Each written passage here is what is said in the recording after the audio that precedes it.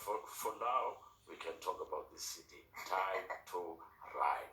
And I will talk to you about Time to Run. Yeah. I want to talk about the entertainment industry and how ruthless it can be. It's not often that we see people have sustainable careers. And it's not often that we see that when people fall down, that they're able to get back up on their feet again. What has kept you in this business for as long as you have? I was blessed to have mentors. To start with, in poetry, Dr. Don Matera, Mr. Masoja Msiza, I'm always in touch with them, showing me the ropes. And in acting, my mentor passed away, the late Sam William Supradaki. Yes. And in music, there was Utani, the Yes, big one. yes. Yeah, so those people, I was always having them. And what sustains you, keeps you alive in the industry, is for you to always workshop yourself. And when you workshop yourself, you do stuff with other people. When you share, you don't fizzle out. You always become relevant. And I moved from theater to film, from film to the stage. In other words, when I phrase that, they say I catapult with metaphors onto the page and carambole with parables onto the stage. Time topsy-turvy from the eyeball to the eardrum, from the eardrum to the heartbeat. So it keeps me relevant. And also, if you're a poet, poetry keeps you alive. Yes, and I want to talk about poetry and how it's not often, received that well in South Africa. You see it sporadically, but it's not something that tends to be overly celebrated. What are your thoughts on that?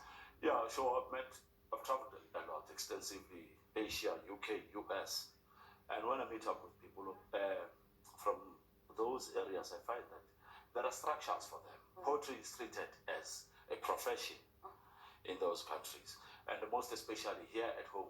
We used to have poetry sessions where we have our training grounds, and we have homes where we start poetry, and we have cultures. Like me, for example, Masoja Msiza, and in the Ndebele culture, when you go to the mountain, it's always poetry. So to us, it's always like relevant. But in terms of the industry of poetry, a lot is still to be done.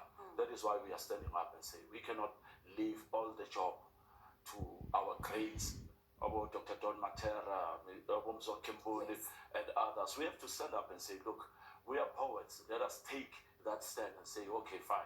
What is it that we can do together? Because there's strength in numbers. That is why I stood up and said, I'm coming out. I want to help other people. You've got projects that are happening at the moment. Yes. Tell us about that.